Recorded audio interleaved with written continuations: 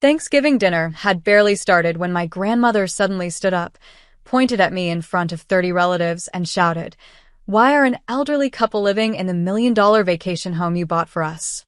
Every fork stopped moving. Every eye turned toward me. My parents looked furious. My cousin started whispering. My grandmother was shaking with anger, convinced I'd betrayed her. But I couldn't even breathe because I had no idea what she was talking about. Then I looked across the table, and one person suddenly refused to make eye contact. That's when everything changed. My name is Claire Bennett. I'm 34 years old, and until one Thanksgiving afternoon, I believed my family had only one real problem. They thought I worked too much. I was the oldest grandchild, the dependable one. The one who always remembered birthdays, handled emergencies, and quietly paid bills when someone hit hard times. I owned a small commercial real estate company in Chicago, and after 12 years of 70-hour work weeks, I'd finally built the kind of life I'd dreamed about. Success had come with a price. I was usually too busy to attend every family gathering, but I never forgot the people who mattered, especially Grandma Evelyn and Grandpa Thomas. They had practically raised me after my parents divorced when I was 9. Every summer, every holiday, every scrape me somehow ended with Grandpa's terrible jokes and Grandma's homemade apple pie. If anyone deserved the world, it was them. So when Grandma called 2 weeks before Thanksgiving and insisted I absolutely couldn't miss dinner this year, I canceled a business conference without hesitation. "I have something important to tell everyone," she'd said. Her voice sounded excited. I never imagined what was actually waiting for me. Thanksgiving afternoon felt strangely different the moment I walked into my aunt's house. Usually someone hugged me before I even closed the front door. This time, the conversation stopped. Several relatives looked at me, then quickly looked away. Even my younger cousin Melissa barely smiled before disappearing into the kitchen. Something felt wrong. "You finally decided to show up," my father muttered while carrying a tray of drinks. I laughed awkwardly. "Happy Thanksgiving to you too." He only shrugged. "Odd. Very odd." Grandma eventually called everyone to the dining room. Nearly 30 relatives squeezed around 2 long tables pushed together. Turkey, stuffing, sweet potatoes, pumpkin pie waiting in the kitchen. Everything looked completely normal. For about 30 seconds. Grandpa had barely finished saying grace when Grandma slowly stood up. She wasn't smiling anymore. She stared directly at me. "Claire." I smiled back. "Yes, Grandma?" Her hands were trembling. "Tell me one thing." The entire room became silent. "Why are an elderly couple living in the $1 million vacation home you bought for us?" The words didn't even register at first. "What?" "You heard me." Everyone was staring. My mother crossed her arms. Dad looked furious. Several cousins exchanged confused glances. Grandma's voice became louder. "You promised that Lake House would be ours." You bought it." She slammed her hand onto the table. "You signed every document." My heart stopped. "I don't know what you're talking about." "You don't." She reached beside her chair and picked up a thick manila folder. "I brought proof." She dropped it onto the table. Photographs slid across the white tablecloth. A breathtaking lakeside home. Massive windows. Private dock. Luxury patio. Exactly the kind of place my grandparents had always dreamed about retiring to. "I've never seen this house." "Stop lying." "I'm not." Grandma pulled out several papers. "This is the purchase agreement." She shoved them toward me. "There." My hands shook as I picked them up. The buyer's name read, Claire Elizabeth Bennett. My name. My address. Even my signature. Every muscle in my body went cold. "This," I whispered. "This isn't my signature." Dad scoffed. "Really?" Mom leaned forward. "Claire, just tell us the truth." "There is no truth to tell." Grandma looked devastated. "The realtor called me himself. He said you bought the house last year. He even thanked me for raising such a generous granddaughter." "I never bought any house." Grandma's eyes filled with tears. "So, why are strangers living there?" "I don't know." The silence became unbearable. Then Uncle Robert spoke. "Maybe she changed her mind." "I didn't." Melissa suddenly dropped her fork. The loud clatter echoed through the dining room. Everyone looked toward her. She forced a nervous smile. Sorry, only 1 second. But it caught my attention. Her face had gone pale. She wouldn't look at me. Instead, she stared at her plate as if it had become the most interesting thing in the world. I looked back at the documents. Everything appeared authentic. Official stamps, county records, closing statements, insurance paperwork. Someone had gone to extraordinary lengths. I slowly flipped another page. Mortgage approval, property taxes, utility setup. Every document carried my name. Whoever did this wasn't running a simple scam. They had built an entire fake identity around me. I need to borrow these. Grandma immediately pulled the papers back. No. They're evidence. Exactly. I need to figure out what's happening. So now you're admitting something happened? I'm saying someone used my name. Dad laughed bitterly. That's convenient. It isn't convenient. It's impossible. I looked around the room. Not one person believed me. Not even Grandpa seemed sure anymore. For the first time in my life, I felt completely alone inside my own family. Dinner was effectively over. People whispered in small groups. Some avoided looking at me. Others openly stared. As everyone drifted toward the living room, I quietly watched Melissa. She slipped into the hallway. She thought nobody noticed. I followed several seconds later. She was standing alone near the coat closet, texting rapidly. The moment she heard my footsteps, she shoved her phone into her pocket. You okay? I asked. She nodded far too quickly. Fine. You seem nervous. I'm not. She walked away before I could say another word. Something about that exchange bothered me.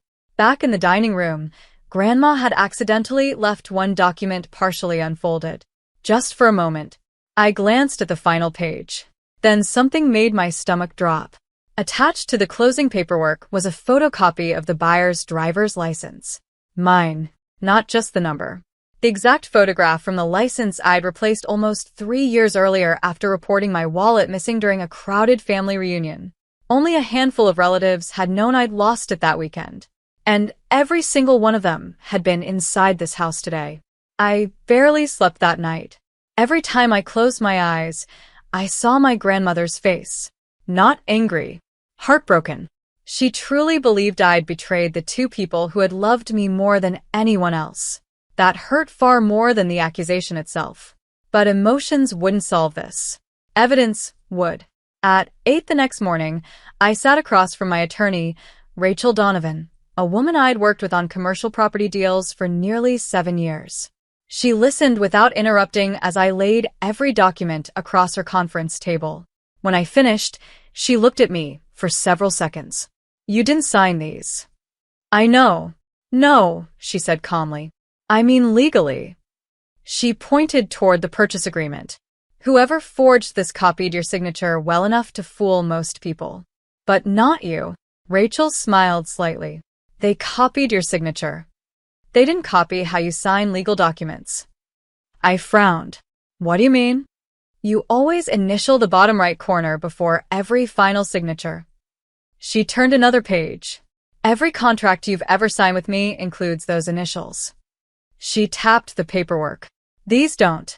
For the first time since Thanksgiving, I felt hope. So someone forged everything. Much more than that. Rachel opened her laptop. I already searched county records while you were driving here. She rotated the screen toward me. The lake house had indeed been purchased 18 months earlier, but something immediately stood out. The mortgage application contained tax returns I'd never filed. Employment records from a consulting company I'd never worked for. Even fake bank statements. This wasn't random identity theft, Rachel said quietly. This required months of planning. Can we prove it? We can. She leaned back. But first we need to know who benefited. That afternoon, she hired a private investigator named Daniel Brooks, a retired financial crimes detective. Within 48 hours, he called us. I found your elderly couple. They're still living in the house. Rachel and I drove there the following morning. The property looked exactly like the photographs. Beautiful. Peaceful. The kind of place my grandparents would have adored. An elderly man answered the door. His wife appeared beside him moments later. Both looked confused but friendly. Rachel introduced us carefully. "We're trying to understand how you came to live here." The couple exchanged worried looks. Finally, the woman spoke.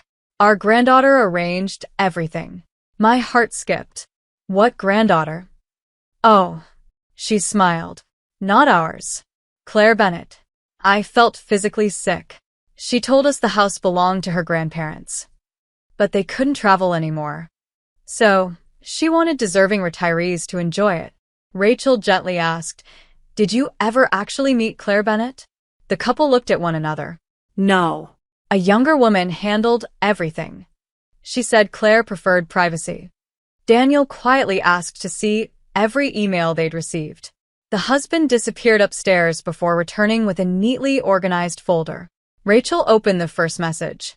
Every email came from an address using my full name, Claire Bennett, foundation@gmail.com. I'd never seen it before.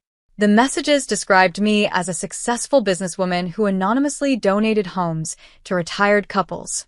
The elderly woman smiled sadly. "We've prayed for you every day. You changed our lives." I couldn't even answer.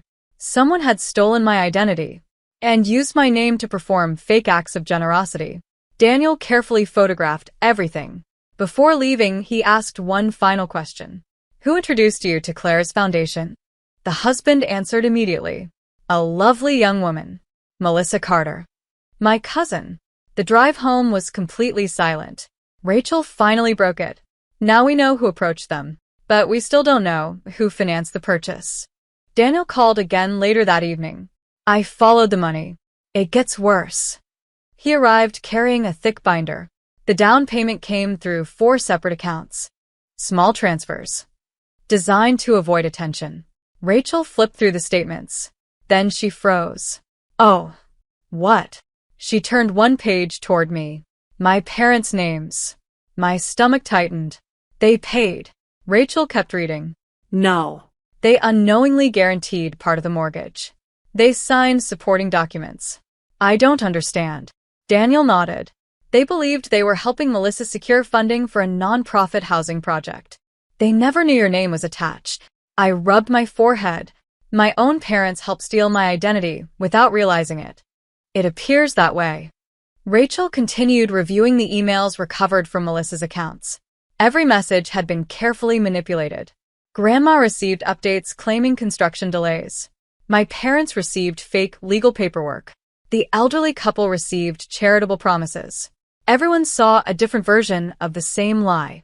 Melissa had built separate stories for every single person. Each believable. Each impossible to compare.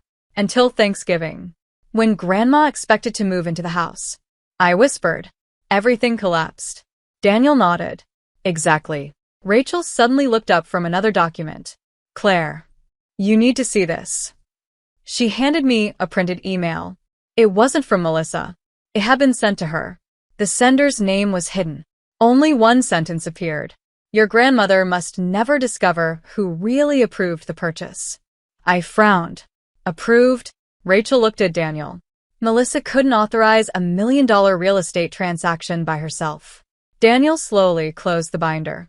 Someone with money and experience was directing her. Before any of us could speak again, Rachel's phone rang. She answered, listened for nearly a minute, then stood up without saying a word. "What happened?" I asked. She looked directly at me. "The title company just released another document. It identifies every person who attended the closing meeting." My pulse quickened. "Melissa?" "Yes." She took a slow breath. But she wasn't alone. She slid the document across the table. The second signature belonged to someone I'd trusted my entire life. And in that moment, I realized my family betrayal was far bigger than I had ever imagined. I didn't recognize the second signature. At least not immediately. Then Rachel turned the page toward me. The name at the bottom wasn't my father's. It wasn't my mother's. It wasn't Melissa's boyfriend. It was my uncle, Robert Bennett, Grandma's oldest son, the man who had spent Thanksgiving insisting I must have changed my mind. I leaned back slowly. "Uncle Robert?" Rachel nodded. He personally attended the closing. Daniel slid another document across the table. The title company keeps digital identification records. Attached was a scanned copy of Uncle Robert's driver's license. Time-stamped. Verified. There was no mistake. He told everyone he was in Denver that week, I whispered. He wasn't, Daniel replied. He was sitting beside Melissa while this property changed hands. Rachel looked at me carefully. We've scheduled a family meeting tonight. No one wanted to be there. Grandma sat quietly at one end of the dining table. She looked 10 years older than she had on Thanksgiving. Grandpa squeezed her hand without saying a word. My parents avoided looking at me. Melissa arrived 20 minutes late. Uncle Robert walked in right behind her. Neither expected to see Rachel or Daniel waiting. Rachel calmly stood. Before anyone says anything, she connected her laptop to Grandma's television. The first slide appeared. A complete timeline. Dates. Bank transfers. Emails. Property records. One by one, Rachel walked everyone through 18 months of deception. Nobody interrupted. Nobody could. She displayed the fake charity emails sent to the elderly couple. Then the forged mortgage documents. Then the counterfeit tax returns. Finally, the title company attendance records. Melissa's face lost all color. Uncle Robert folded his arms. This proves nothing. Rachel clicked again. Security camera footage appeared. The room fell silent. The video showed Melissa entering the title office. 30 seconds later, Uncle Robert walked in behind her. They smiled. They shook hands with the closing attorney. The footage clearly showed both signing documents. Grandma covered her mouth. Oh my God. Melissa suddenly stood. This isn't fair. No. Rachel replied calmly. Then perhaps you'd like to explain why you created an email account using Claire's identity. Melissa looked toward Uncle Robert. He stared at the floor. For the first time, neither of them had an answer. Daniel opened the binder. We also interviewed the elderly couple. They believed Claire anonymously donated the property. They had never met her. They only dealt with Melissa. Grandma slowly turned toward my cousin. You told them Claire bought that house? Melissa's eyes filled with tears. You let me accuse my own granddaughter. Silence. Heavy. Painful. Then Uncle Robert spoke.